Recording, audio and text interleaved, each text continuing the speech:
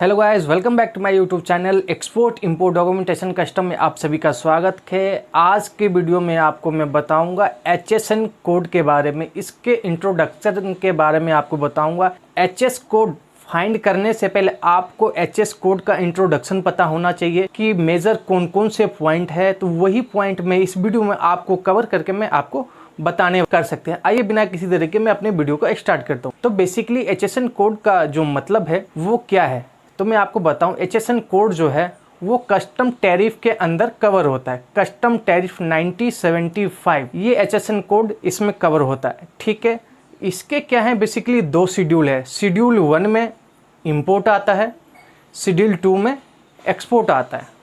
ठीक है, उसके बाद यहाँ पे बात आती है कि इंपोर्ट एक्सपोर्ट जो हम करते हैं उसके लिए जैसे कस्टम एक्ट बनाया गया है, ठीक उसी तरीके से कस्टम टैरिफ बनाया गया है। यानी जो भी आइटम हम इंपोर्ट कर रहे हैं, जो भी आइटम हम एक्सपोर्ट कर रहे हैं, वो जो प्रॉपर आइटम है किस चैप्टर के अंदर कवर होगा और उस चैप्टर के अंदर क्या रेट ऑफ ड्यूटी होगी, और कस्टम टैरिफ इसलिए बनाया गया है। उसके बाद आता है कि ये जो HSN कोड है किसने बनाया है और किस लिए बनाया गया है और कब बना है।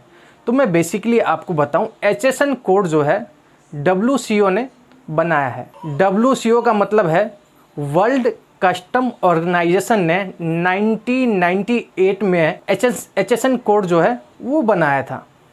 वो किस लिए बनाया था, बेसिकली है क्या कि इंडिया के अंदर हम कोई भी प्रोडक्ट ले लेते हैं। जैसे यहाँ पे मैं ले लेता हूँ, यहाँ पे मैंगो ले लेता हूँ। ठीक है, इंडिया में कुछ और बोलते हैं, तेलुगु लैंग्वेज में कुछ और बोलते हैं, मलयालम में कुछ और बोलते हैं, कन्नड़ में कुछ और बोलते हैं। ठीक है, मतलब जैसे जैसे आप स्टेज वाइज चेंज करेंगे, एक स्टेज से दूसरे स्टेज में आप जाएंगे या एक कंट्री से दूसरे कंट्री में जाते हैं, तो उस गुड्स का जो है डिस्क्रिप्शन चेंज हो जाता है। यानी अलग अलग लैंग्वेज में, अलग अलग परिभाषा में उस गुड्स का क्या है, नाम बदलते हुए जाता है। उस चीज़ को इंपोर्ट एक्सपोर्ट करने में क्या बहुत सारी डिफ़िकल्टी होती।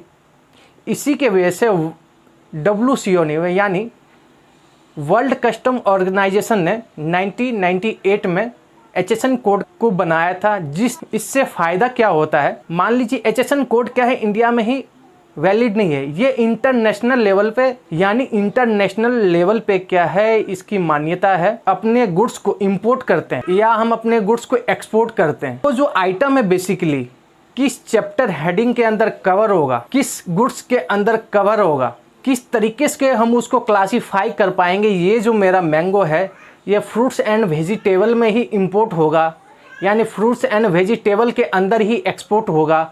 इसकी रेट ऑफ ड्यूटी जो है फॉर एग्जांपल 10% लगेगी, 20% नहीं लगेगी। तो इसके लिए ही HSN कोड यहाँ पे बनाया गया है। टोटल चैप्टर जो हैं, यानी वर्ल्ड वाइड जितने भी प्रोडक्ट्स हैं, कस्टम टैरिफ 9075 में, टोटल शेड्यूल 1 में, कस्टम एक्ट 9075 में, शेड्यूल 1 इंपोर्ट में क्या 98 चैप्टर हैं। जितने भी वर्ल्ड वाइड कोई भी प्रोडक्ट्स हैं, सारे प्रोडक्ट्स क्या हैं, टोटल प्रोडक्ट्स के लिए जो है 98 चैप्टर बनाया गया है। वो 98 चैप्टर जो है कस्टम टैरिफ 9075 में कवर किया गया है। कौन सा प्रोडक्ट्स है, एनिमल प्रोडक्ट्स है, कौन से चैप्टर में आएगा, व्हीकल एंड मोटर्स है, कौन से चैप्टर में आएगा, किस चैप्टर हेडिंग में कवर होगा, फ्रूट एंड वेजिटेबल्स है, कौन से चैप्टर में कवर होगा, स्क्रैप है, कौन से चैप्टर में कवर होगा। तो बेसिकली हर एक आइटम के लिए अलग अलग चैप्टर बनाया गया है। टोटल 98 चैप्टर बनाए गए, उसमें 21 सन है शेड्यूल 1 के अंदर। कोड जो है टोटल 8 डिजिट का होता है, यानी 8 नंबर होते हैं HSN कोड के